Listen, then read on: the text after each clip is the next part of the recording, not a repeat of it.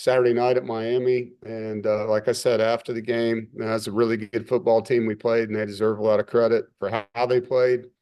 And disappointing to us that we didn't play better, you know. But that's where we're at. We got to find a way to play better on the road.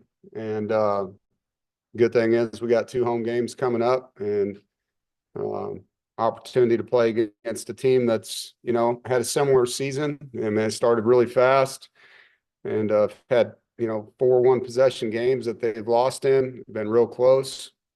Talented roster, and quarterback obviously is a guy that's been in the ACC. We've seen him a lot on film. Haven't played against him, but a dynamic player, strong arm.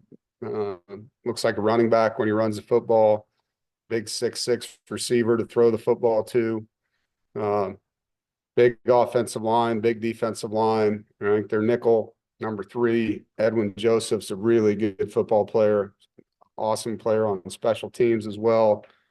Defensive tackles are massive, 6'4", 300, 6'5", 330. And so it's going to be a great challenge, and look forward to the opportunity to compete with these guys. And had them in the team room this morning, talked about the game that we just finished, and tonight we'll move on with the guys and get ready. It's 4 days away from another kick here, and obviously a night game at Carter Finley that we're excited about. Any questions?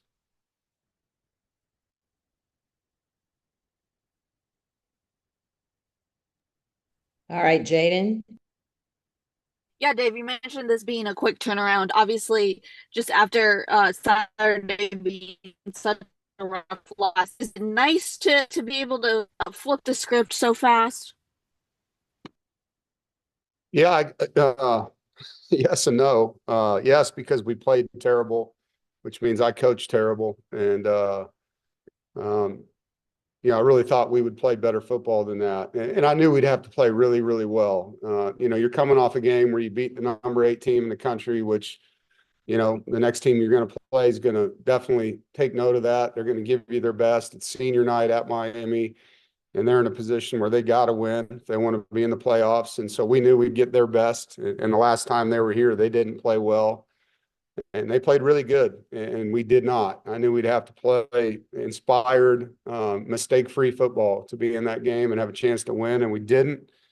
And so to have a quick turnaround, have to change gears to your question, probably does help. At the same time, we're a very beat-up football team, and we got so many injuries. Even our guy that serves coffee here on Mondays, Sam, got hurt this weekend in a hiking accident. Nothing big, but when your coffee guy's hurt, says a lot about what's going on. We got all kinds of injuries. And guys got to duct tape it up and play for each other, get ready to get back on the grass tomorrow morning and put our best foot forward. Andrea? Dave, how do you kind of flush the performance from Saturday with such a quick turnaround, knowing that you do have, bowl stakes on the line? You got to be in the moment. And I think for me, the past is something that you learn from, and you have to use it as a tool for learning. In this case, it's pretty quick. We didn't spend as much time with the players on that game. Just the critical things that we know are going to carry forward. It was more about just, hey, we got to get back to what we have left. And, this morning we had 12 days of the regular season left with 2 games, both at home, both at night, one against Florida State, one against crosstown rival. So there's a lot on the table in a short period of time, and dwelling on what just happened doesn't help us get to what's next. And so, as the leader of these men, you got to steer them, and, we get to choose our attitude and our effort, and it's going to be chosen wisely. We got to do it the right way, and it's my responsibility and privilege to help these guys do that. And adversity is definitely something that we're accustomed to this season. It's been a lot of it with the injuries and other things off the field on our staff, and it's just another test. And so I know these guys will play really hard for each other down the stretch. And you got to focus on where you're at and what's available to you, what you have left, instead of just what you don't. You know, you don't get to change what happened in Miami. You don't get to change what happened in Notre Dame. You can only learn from it and try to make your next opportunity better. And obviously, we've shown we can do that. Did that 2 weeks ago, but now it's time to go to the next test. And so, you know, football is a real laboratory of life. I mean, you have so many guys from so many places with so many things going on, and it's not just the players, it's the staff and the coaches. And, you know, you have to manage it all and try to get them to block anything that can distract them, including failure, fear of failure, attaboys from a big win, criticism from a loss. It's about the game plan. It's about, you know, the brotherhood.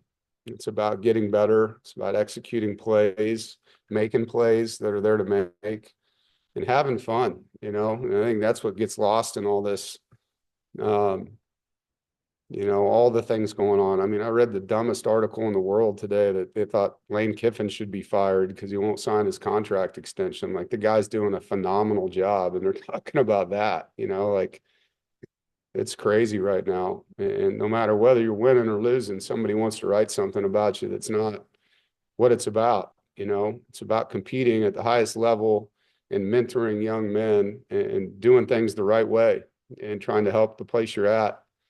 And I'm fortunate to get to do that again. You know, really fortunate. Get to play Florida State, a storied football program, in our stadium at 8 o'clock on Friday night, Carter Finley. A bunch of kids I love coaching. And so that's what we focus on instead of what we don't have. That's what we do have. We have another opportunity. Noah? Speaking of that, you were able to get a few guys back from injury this past weekend. What was it like seeing, you know, Spike or Justin or Ronnie out there back, you know, kind of helping the team? Man, we need everybody we can get. You know, it really helped having Spike in the game, and a great test for him, you know, playing against that front, and it helps a ton to get Anthony Carter back as well. You saw him playing towards the end of the game, and Ronnie, you know, as thin as we are in the secondary, having any depth back there is really, really needed, and especially, you know, with the skill that Miami had, Florida State's going to have. You know, you're playing against some really elite athletes, to have a little bit of a rotation. And where it really hurts is on special teams. You know, I don't know how college football is going to survive with a roster of 105 players, which is what they're making us go to eventually. I can't imagine being at 105 right now with the number of guys that we have out. We'd be trying to practice with like 70 guys, you know. The attrition and how it trickles down to the roster and how it impacts not just offense, defense, but the rep count, you know, and how many plays you can actually give them to get ready when you're only one deep. In some cases, you got one guy backing up two spots, which we've had the last 2 weeks on both sides of the football. And so any player that comes back into the lineup, man, it's game changing, you know, and for a coach, it, you know, might get you another 30 minutes sleep. JC? You know, Florida State really shuffles in its personnel, many running backs, many receivers. You know, what is that like to prepare for when it almost changes on a play-to-play basis? And then is Yeah. number 19 Danzy, the one guy that the players do need to always know where he is just because of his pure speed? Well, I think there's more than him, and obviously he's really talented, and he gets the ball in a lot of ways. And he was a running back at one time, so, you know, he's not just a receiver. He can carry the football, and you know, they have a reverse or two that you have to be ready for every game. Number 12 comes in, and he's an elite speed guy as well.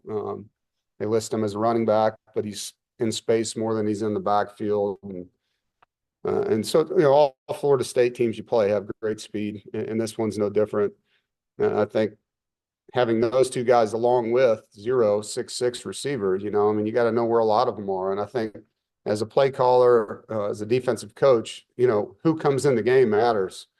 And, you know, whether it's one tight end, two tight ends, one back, hey, 12's in the game, And then where do they align in formations? You know, every team you play, there's sometimes some nuggets you get out of that. Gus has been calling plays a long time, and he's a really good football coach.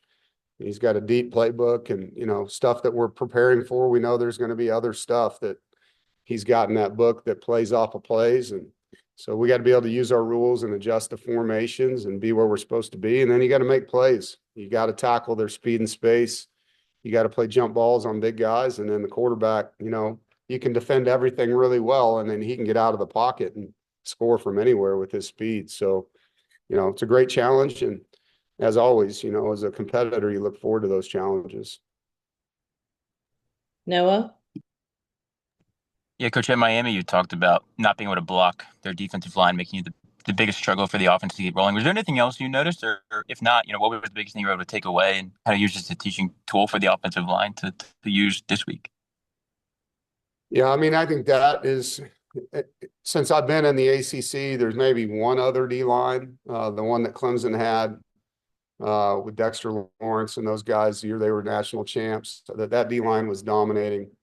This was the hardest defensive line that I've seen to block that we've played against. You know, I think the one we had with Chubb and BJ and Justin and Contavious was along those lines as well. They were all draft picks, and there's no question those four guys we played are draft picks. And so it's not just the size of their guys, it's the agility that comes with Miami's front. And then, you know, they're blitzing guys, their safeties are big. I mean, they look like linebackers when they're blitzing, and they're playing tight man-to-man coverage. So it's not like there's loose throws and zone coverage that you can dump the ball off to. They try to keep your backs in, and, you know, they do a good job. I mean, look at them statistically. They're one of the top defenses in college football statistically for a reason. And it's personnel, scheme, and execution. And I thought that side of the ball for them going into the game was really, really impressive. And they were what we thought they'd be. They were a really good defense. Right, I don't see hands up. I know you guys, a lot of you are remote, so if you have anything, ask it really quick. All right, Andrea, one more. I'll ask one more. Dave, you have had success against Florida State. You've won 3 straight, 5 of the last 6. What is it about the matchups that you've had? Is there any kind of like link through that has allowed you to have the success that you guys have had against Florida State?